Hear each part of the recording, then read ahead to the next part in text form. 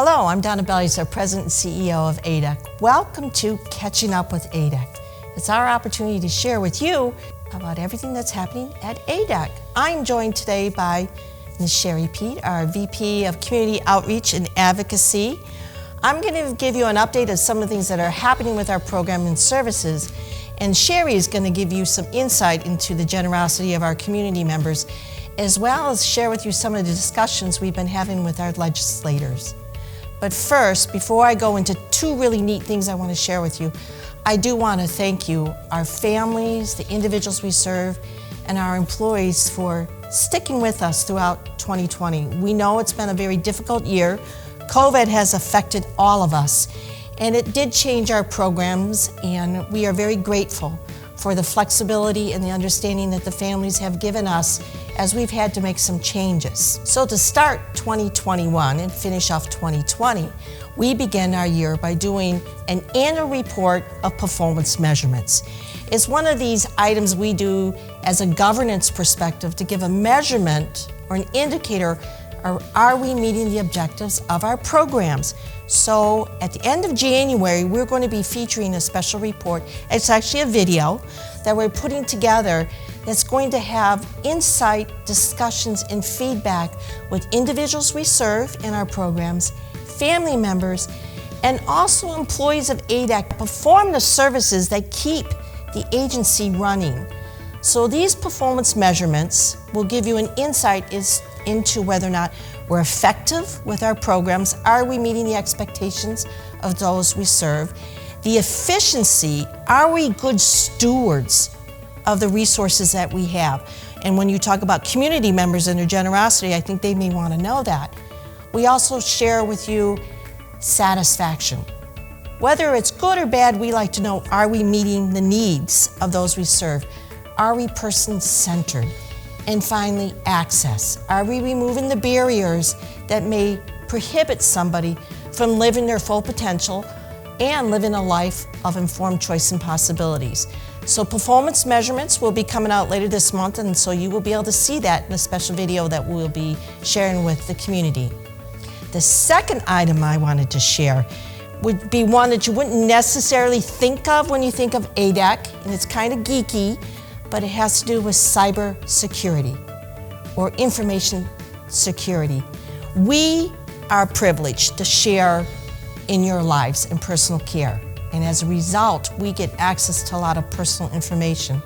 We are very much aware of cyber threats. You see in news reports all the time, people might have their iPads lost or stolen, or there's a virus that sneaks into your equipment. We are making an enhanced investment into the information security management system that we have here in ADEC. And it's a really significant investment in time and money in the cybersecurity space. For those that are familiar with IT, we're getting some of the best in terms of antivirus ware or anti-spyware. It's called Centennial One suite of programs. And we are very fortunate that we also have the hindsight of our former community members and former leaders when they created the Chandel Fund. That money is coming in, and it's going to help support a really big enhancement into cybersecurity. It's going to take us about 5 months to put it on board, but I think you will all be very pleased with it, and you can feel really confident that you have our good intentions to make sure that your personal information is protected. So for you geeky IT people out there, watch this space, because I think you're going to see more about it, and I'm really excited about it. It's a very exciting project and definitely speaks to who we are in protecting our clients that we serve and protecting the families that we also serve. So go ahead, why don't you share a little bit about what's happening with our community donors and then some of the chats we've had with our legislators. I'm happy to. A huge thank you to our community partners here in St. Joseph and Elkhart County for your continued support of ADEC and our clients. It was because of you that 100 clients were able to have a joyous holiday season with more than 300 gifts. So thank you for your support of ADEC and our clients. It was just a treat to see Santa deliver the gifts and his special elves to deliver them in our ADEC transportation vehicles. So a big thank you to you for your support. We kicked off 2021, Donna and I, having great conversations with our state legislators.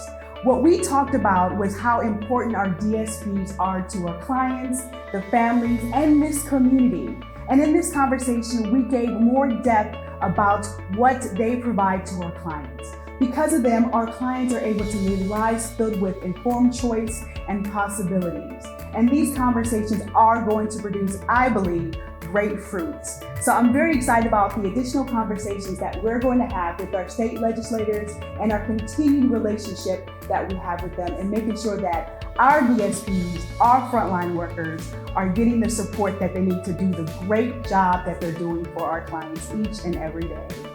That's a great thing to have shared with them, Cherri, because despite COVID, the use of technology has allowed us to maintain our advocacy and hear the voices of our DSPs, which is a lifeline to the families and individuals we serve, but it's also an important voice to our community and our legislators. I think there's going to be some positive movement that'll happen over the next couple months, so you're going to hear more from Cherri, at least in the advocacy arm, and then the use of technology, which is fantastic. So cybersecurity is important, even in this venue here. So thank you very much for joining us today with Catching Up with ADEC, and there'll be more to come next quarter.